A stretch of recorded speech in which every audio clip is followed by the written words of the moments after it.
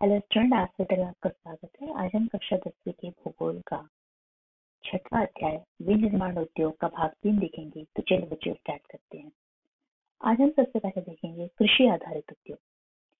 जैसे कि आप जानते हैं कि बहुत सारी ऐसी इंडस्ट्री होती है जो कि मुख्य रूप से अपने रॉ मटेरियल के लिए किस पर डिपेंड करती है, जो कि अपने रॉ मटेरियल के लिए जो है वो कृषि पर डिपेंड करती है।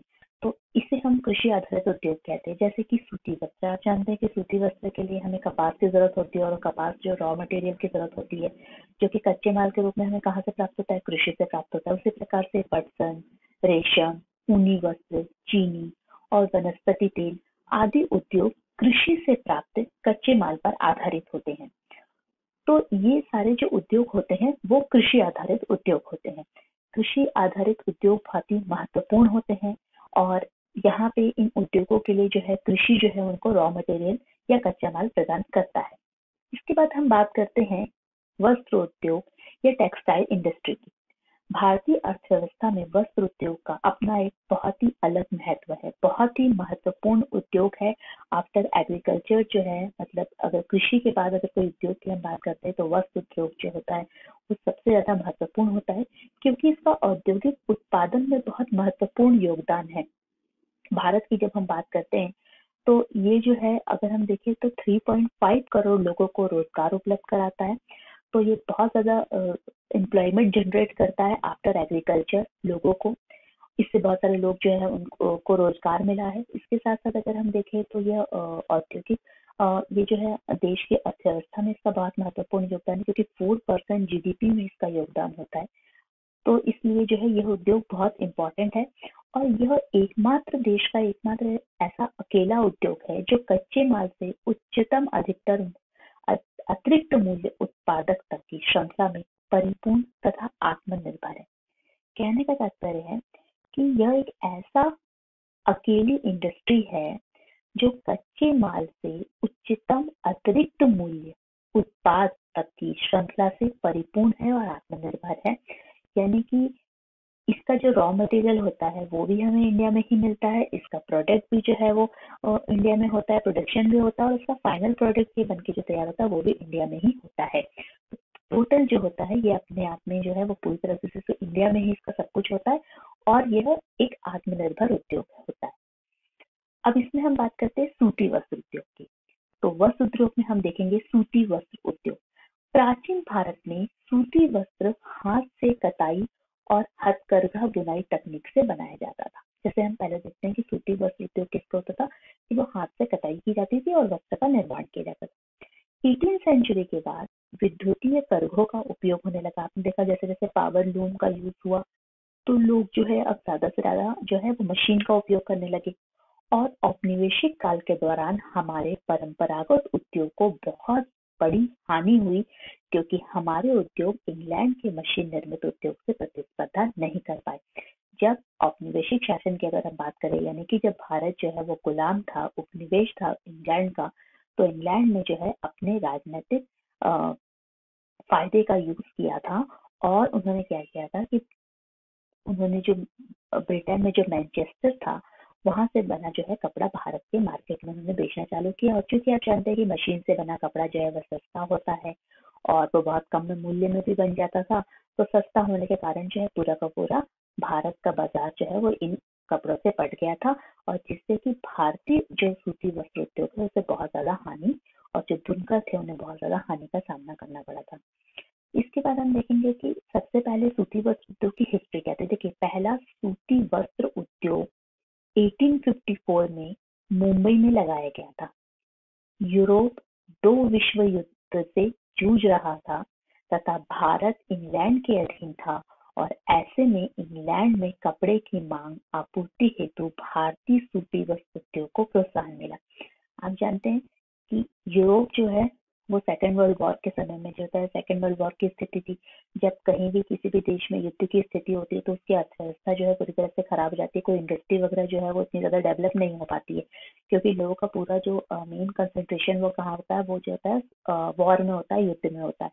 तो इस समय क्या हुआ कि भारत जो है वो इंग्लैंड का क्या था, इंग्लैंड के अधीन था, भारत गुलाम था इंग्लैंड का। और ऐसे में इंग्लैंड में कपड़े की मांग जो है उनकी डिमांड थी और उसके डिमांड को पूरा करने के लिए भारतीय सूती वस्त्र उद्योग को प्रोत्साहन मिला, उनको ज्यादा बढ़ावा दिया गया। आरंभिक वर्षों में सूती वस्त्र उद्योग महाराष्ट्र और गुजरात के कपास उत्पादन क्षेत्रों तक ही सीमित थी। कपास की उपलब्धता, बाजार, परिवहन, पत्तनों की समीपता, श्रम, नमी युक्त जलवायु आदि कारकों ने इनके स्थानीयकरण को बढ़ावा दिया। तो क्यों जो सूती वस्त्र उद्योग था वो महाराष्ट्र और गुजरात जो है वो ही मुख्य रूप से उनके उत्पादन का क्षेत्र था, वो इसलिए था क्योंकि यहाँ पे बहुत इजीली और बहुत अच्छा कॉटन मिल जाता था। यहाँ मार्केट अवेलेबल थे, ट्रांसपोर्टेशन की सुविधा थी, इसके साथ आप देखते हैं यहाँ पे शिपिंग की भी सुविधा थी, और इसकी जो जलवायु जो थी, यहाँ का जो क्लाइमेट था वो बहुत ही नमी युक्त था, जो कि मुख्य रूप से काली मिट्टी के लिए जो है चाहिए रहता है। तो ये सारे फैक्टर्स होने के कारण क्या हुआ कि यहाँ जो है इन जगहों को जो है बहुत ज्यादा बढ़ावा मिला। इस उद्योगों का कृषि से निकट का संबंध है और कृषकों, कपास चुनने वालों, गांठ बनाने वालों, कटाई करने वालों, रंगाई करने वाले, डिजाइन बनाने वाले, पैकेट बनाने वाले और सिलाई करने वालों की है को जो है जीविका प्रदान करता है। देखिए एक इंडस्ट्री से कितने सारे लोग जुड़े हुए होते हैं, ये आप देख सकते हैं। इस उद्योग के कारण रसायन, रंजक, मिल स्टोर तथा पैकेजिंग जो जो पैकेज होता है, तो पैकेजिंग सामग्री और इंजीनियरिंग उद्योग की मांग बढ़ती है और फलस्वरूप इन उद्योगों का विकास होता है। यद्यपि कटाई का कार्य महाराष्ट्र, गुजरात और तमिलनाडु में केंद्रित है, लेकिन सूती, रेशम, जरी, काशीतकारी आदि की बुनाई में पारंगत कौशल और डिजाइन देने के लिए बुनाई अत्यधिक विकेंद्रीकृत है। तो ये सारी चीजें जो है मुख्य रूप से जब कटाई का काम होता है, वो सूती वस्त्र की जो कटाई की जाती है वो मुख्य रूप से जो है महाराष्ट्र, गुजरात और तमिलनाडु में की जाती है। लेकिन इसमें जरी का काम, इसमें डिजाइन का काम, ये सब जो कौशल होता है वो मुख्य रूप से जो है यह जो डिजाइन वगैरह दी जाती है वो अलग अलग जगह पर जो है एक जगह केंद्रीकृत नहीं है, बल्कि वो विकेंद्रीकृत है, अलग अलग जगह में फैली हुई है। भारत में कताई उत्पादन विश्व स्तर का है, लेकिन बुना वस्त्र कम गुणवत्ता वाला है क्योंकि यह देश में उत्पादित उच्च स्तरीय धागे का अधिक प्रयोग नहीं कर पाता है। बुनाई का कार्य हथकरघों, विद्युत करघों व मिलों में होता है। तो देखिए ऐसे तो कताई में भारत का बहुत ही विश्व स्तर जो है उसका है, विश्व स्तर में उसका नाम आता है, लेकिन यहाँ पे जो बुना हुआ वस्त्र होता है वो उतनी ज्यादा अच्छी क्वालिटी वाला नहीं होता है। क्यों नहीं होता है? क्योंकि जो थ्रेड का हम यूज करते हैं वो बहुत ही हाई क्वालिटी के थ्रेड का यूज नहीं होता है।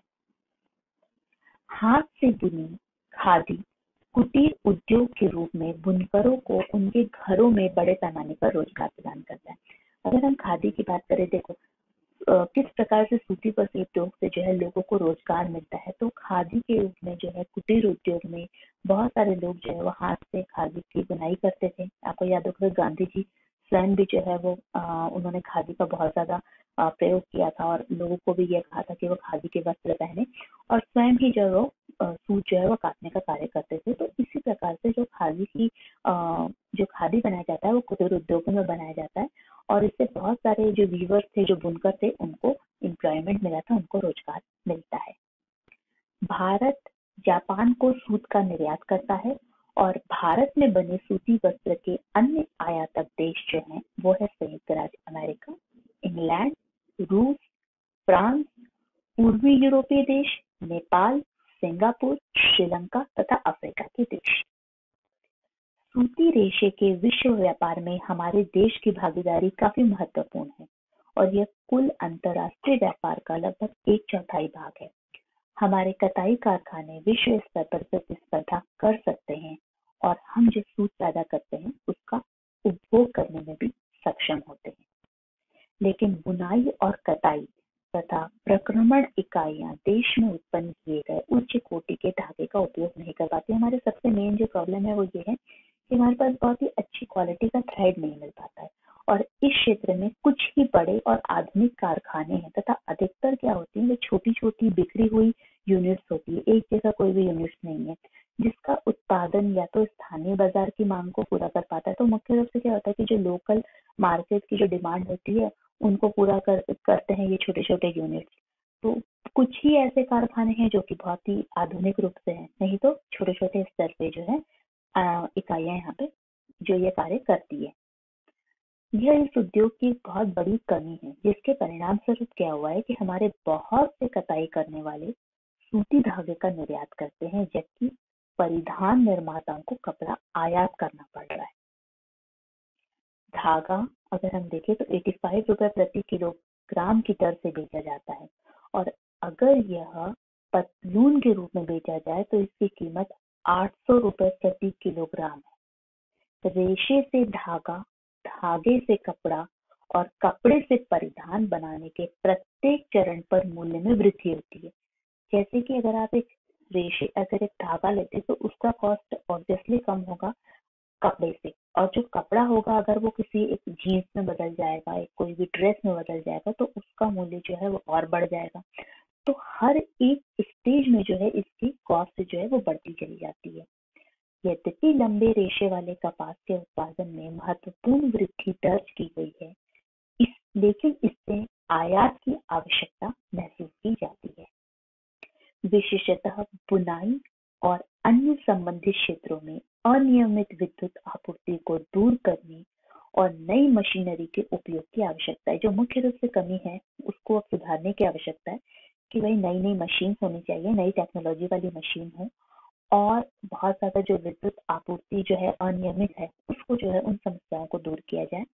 अन्य समस्याओं में कम श्रमिक उत्पादकता तथा कृत्रिम वस्त्र उद्योग से प्रतिस्पर्धा है। तो एक और जो समस्या है वो ये है कि एक तो बहुत ही कम श्रमिक जो है वो उपलब्ध हो पाते हैं, और दूसरी बात है कि कृषि आप जानते हैं कि जो मशीन से बने हुए जो कपड़े हैं उनके साथ कंपटीशन जो है वो करना पड़ता है। तो what did we learn to, आज हमने क्या पढ़ा और क्या सीखा? तो बच्चों आज हमने देखा कि किस प्रकार से जो इंडस्ट्री है उसमें मैन्युफैक्चरिंग इंडस्ट्री में हमने सबसे पहले देखा कृषि आधारित इंडस्ट्री, जो कि मुख्य रूप से अपने रॉ मटेरियल कृषि पर डिपेंड है, और उसी में हमने देखा वस्त्र उद्योग और सूती वस्त्र उद्योग, और इन दोनों को ही आज हमने अपने इस लेक्चर में समझने का प्रयास